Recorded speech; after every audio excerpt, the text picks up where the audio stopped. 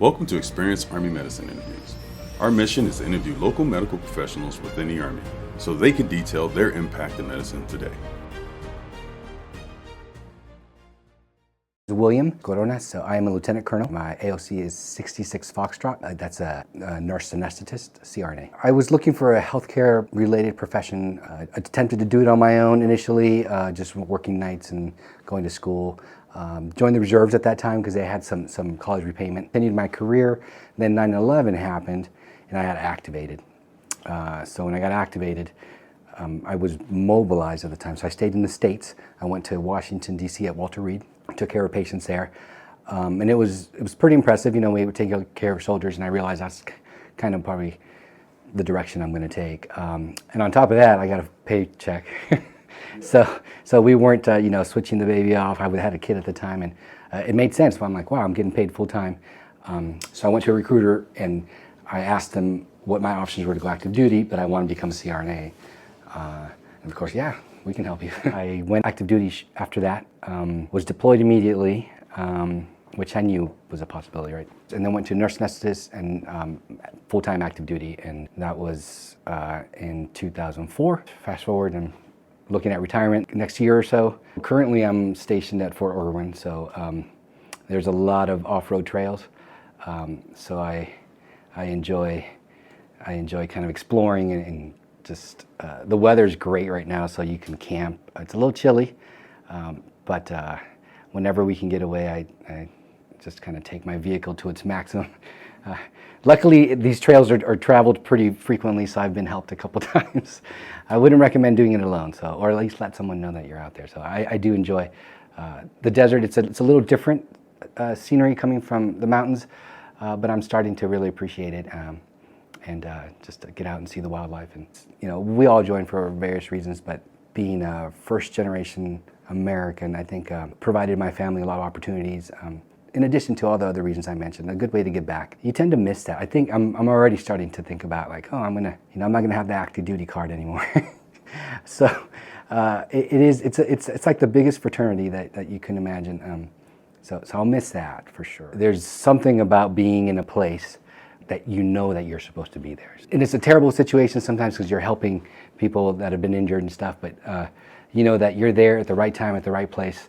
But when that happens to you, you know that you've made the right decision. Those are my most fond memories when I'm doing what I was trained to do and the stuff that I was trained to do, and it works. And people come home and you read about them or you see them interviewed on TV and you're like, wow. It's a love-hate relationship because you do leave your family, right? Again, I've had nothing but good experiences. There's some tough times, like everywhere, but that almost makes it better because you get home and you went through something with your buddies, and 1% of the population can say that they've done that. So it's amazing. It is hard on the family. Talked about sacrifices. I think the other sacrifice would be moving around a lot. You get to experience places, but I do think that your kids won't have the growing up with their first grade buddy all the way through high school, but my kids don't know any better. They don't. I do, but they won't realize that they missed out on that. I would say if the Army could just keep us somewhere for maybe 5 years instead of every 3 years trying to move us, it would help. Just your spouse has to find a new job, and when you're in a job, it takes about 2 years to figure out how to do it, and then on your third and fourth year, like you're progressing, and then also it's time to move.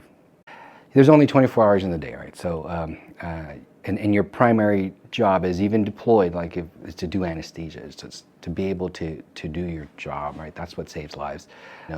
We keep track of your case logs. We want to make sure that you're getting what you need so that you can do your job when it comes time. So yeah, we are very cognizant of that fact that you've got to be a great provider first. So we'll make sure that happens. And if something's not right, we'll give you the opportunity to go moonlight and find somewhere else to do it. If I can't provide you the cases here, then it's on me to figure out how to get you somewhere to do it. That's always it. It's with surgeons, nurses, people with perishable skills. We make sure that we keep that in check. You definitely take advantage of the educational benefits. If you're considering becoming a CRNA, or if you already are a CRNA, I know people who have taken advantage of the programs. They have an MBA, MHA, which is a second master's that you can have, and they will send you to it. At the same time, the clock is ticking on your retirement, and you're doing what you love to do, and you're getting paid to do it. And then at the end of the day, when you're done having a blast, going everywhere, it's time to retire. So there's not many other careers where you can walk away with a pension.